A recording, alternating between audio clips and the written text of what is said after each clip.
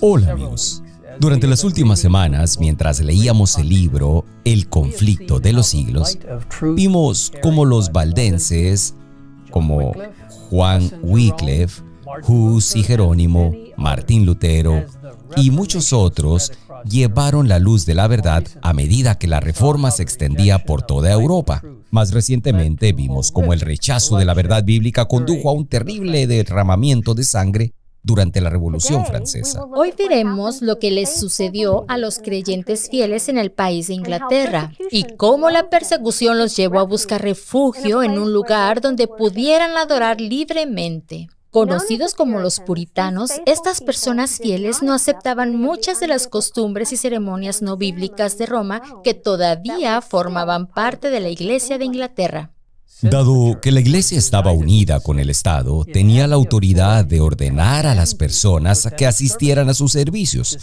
No se permitía la disidencia y se prohibían las reuniones no autorizadas para el culto religioso bajo pena de prisión, destierro y muerte. Leemos en El conflicto de los siglos, a principios del siglo XVII, el monarca que acababa de subir al trono de Inglaterra declaró que estaba resuelto a hacer que los puritanos se conformaran o que fueran expulsados del país o tratados todavía peor. Como muchos del pueblo fiel de Dios habían experimentado en días anteriores, estos creyentes ahora eran cazados, perseguidos y encarcelados por su fe.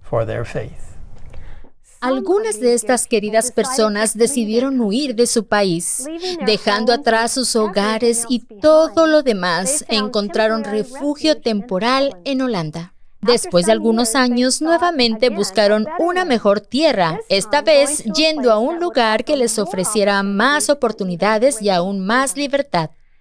Elena G. de White escribe: confiaban en las promesas del Señor, el cual no los olvidó en el tiempo de la prueba. Sus ángeles estaban a su lado para animarlos y sostenerlos. Y cuando les pareció ver la mano de Dios señalándoles hacia más allá del mar, una tierra en donde podrían fundar un estado y dejar a sus hijos el precioso legado de la libertad religiosa, avanzaron sin miedo por el camino que la providencia les indicaba. Cuando se separaron de la Iglesia de Inglaterra, los puritanos se unieron por un convenio solemne como el pueblo libre de Dios, para andar juntos en todos sus caminos que les había hecho conocer o en el que Él les notificase. Este era un principio vital del protestantismo: caminar en la voluntad revelada del Señor, con el entendimiento de que se puede revelar más a través de su palabra. Fue con esa promesa en sus corazones que los peregrinos dejaron Holanda para encontrar un hogar en lo que entonces se llamaba el Nuevo Mundo. Los peregrinos anhelaban tener una verdadera libertad religiosa para ellos y para sus hijos, y este gran anhelo los ayudó a afrontar el largo viaje a través del mar y a soportar las penalidades y los peligros de desembarcar en una tierra desconocida.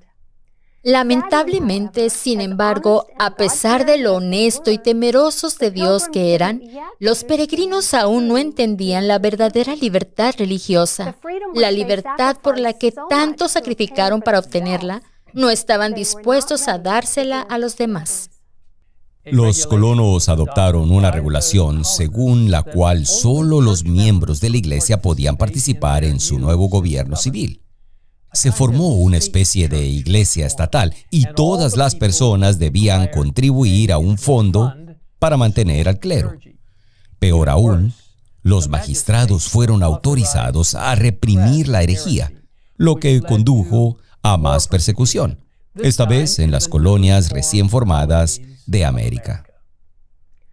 11 años después de que se formara la primera colonia, un hombre llamado Roger Williams llegó a las costas de América.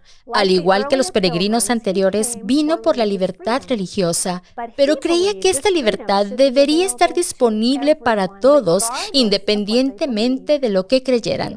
También enseñó que la religión y el gobierno deberían estar separados y que era deber de los magistrados restringir el crimen.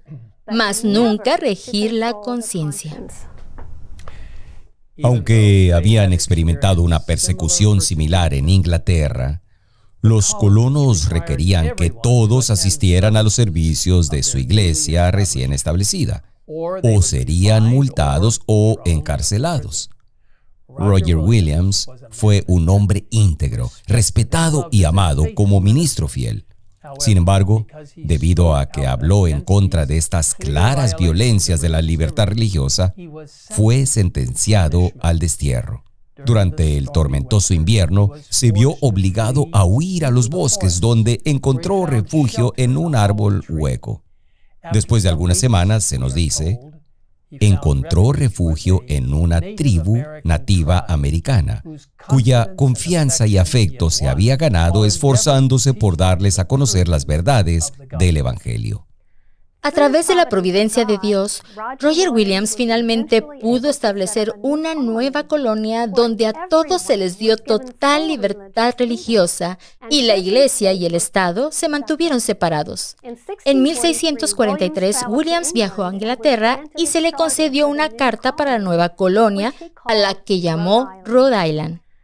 La nueva colonia se convirtió en un lugar de refugio para muchos y finalmente sus principios fundamentales de libertad civil y religiosa se convirtieron en las piedras angulares de la República Americana. Sin embargo, a medida que pasaba el tiempo, la fe simple y basada en la Biblia de los primeros colonos comenzó a desvanecerse y la religión volvió a degenerar en formalismo. A medida que la Biblia estaba cada vez más disponible, menos personas la leían y las opiniones de los hombres se hicieron más prominentes. Las teorías humanas fueron sustituidas por las enseñanzas de la palabra de Dios. Sin embargo, Isaías 40, versículo 8, nos asegura que sécase la hierba, marchítase la flor, mas la palabra del Dios nuestro permanece para siempre. Como veremos en nuestro próximo video, la palabra de Dios estaba a punto de cumplirse de la manera más magnífica. Pero antes de terminar, tengamos juntos una palabra de oración ahora mismo. Padre Celestial, te agradecemos por la clara comprensión de la separación de la Iglesia y el Estado, de la importancia de la libertad religiosa y la libertad de conciencia. Gracias por personas como Roger Williams, quien fue capaz de establecer un lugar que le dio a la gente total libertad religiosa. Gracias por la libertad religiosa que disfrutamos, donde quiera que sea en este mundo. Señor, te agradecemos por esta maravillosa oportunidad de poder adorarte de acuerdo con los dictados de nuestra conciencia y la palabra de Dios. Gracias por escucharnos en esta oración. Ayúdanos a valorar cada día la maravillosa libertad que nos ha sido dada de tu mano y la libertad religiosa que debemos promover de manera poderosa para ayudar a las personas a comprender que solo a través del amor y una conciencia pura y comprensiva debemos adorarte en toda santidad. Gracias por escucharnos en el nombre de Jesús. Amén. Amen.